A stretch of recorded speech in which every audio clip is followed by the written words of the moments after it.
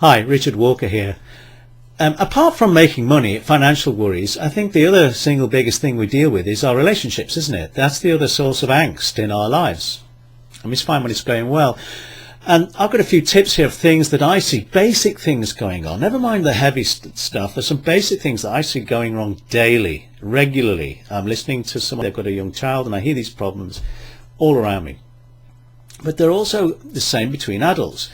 So I've got a few tips here that you might like to try to see if they can make a big difference to how you communicate and how you understand someone. So the first thing is, let's say we're talking about kids, and I'm thinking of a young lad who was having trouble with understanding something at school. And so he gets home and you might ask, well, why don't you understand? Okay, there's already the first two problems. What are they? Can you spot them? The first thing is, did you check that someone actually wants to know whether they can improve the situation? In other words, do they want to be helped?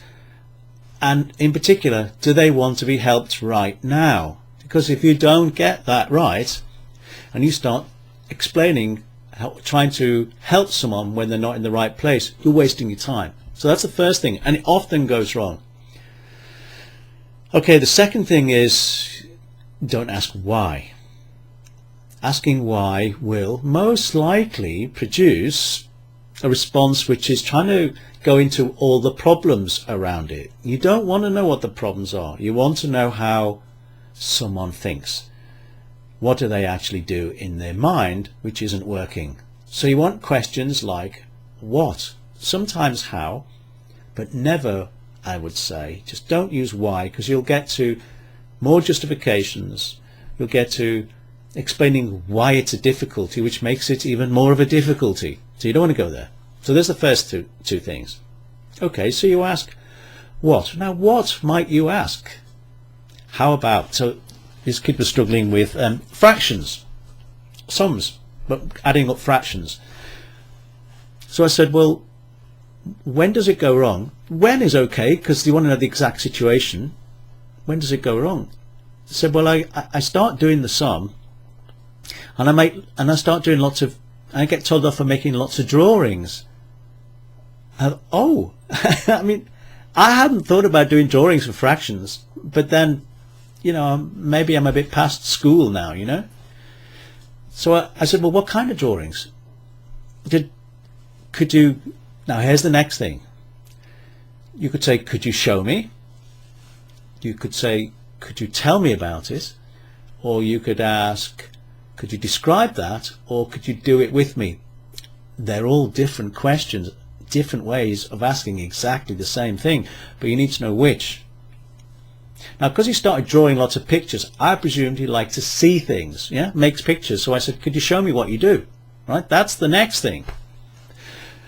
So I said, well, let's say you were adding a quarter with a third.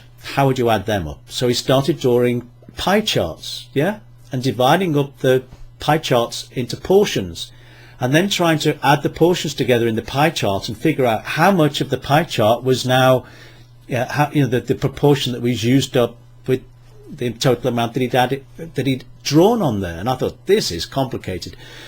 I mean, it's fine with simple things like quarters and probably thirds, but once you get to eighths and sixteenths and things like that, you're going to have to be quite accurate with your drawings. He said, yeah, and that's why I make lots of drawings, because I make lots of mistakes. I said, okay. So now I understand. The first thing is to get what someone does. I said, right, well, if you're going to do that, it's going to lead to these kind of problems. Can I maybe figure out or work out for you a way that might work out better for you, that would suit you better? He said, yeah. I said, well, since you like memorizing and making pictures in your mind, here's the thing, when you're doing sums, sometimes the sums are going to be a little bit too complicated later on for you to actually see what's going on.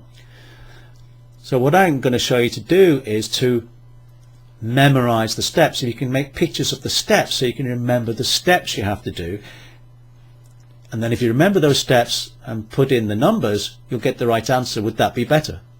And he said, yeah, I think so, because he hadn't seen it yet. So I showed him what to do and then got him to visualize each of the steps. Now that was for him, but do you see what I'm doing? The steps were, the first thing is ask, does someone want to be helped? Otherwise don't bother. The next thing is, don't ask why, ask what, possibly how. And then the next thing we did was we found out what communication style the person uses. So in this case he was visual, but he could be someone who wants to have things. If someone needs to be described something or told something, you're going to have to take them through the steps, because telling is one word behind the other. They like steps. Also you'll have to talk them through the steps so they won't hear you. If they like to do things, if he was a doing person, he might be starting to gather together, say, bricks or proportions or portions of something and trying to feel how much of it was the new fraction. So does someone need to do something? So you might need to walk them through something to understand. So you're listening out for these different styles they use. Or they might use none of the above. They might say, you might have to describe it to them, which is neither feel, which is neither feel or do, which is neither describe or see. But these are fundamental.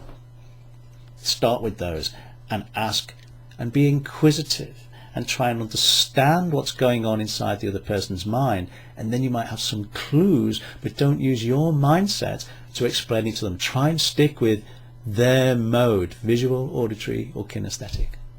Give it a try. By the way, we teach this kind of thing on NLP. They're fundamental, and we've got an NLP training coming up in the autumn. We're usually doing one. We'd love to see you there.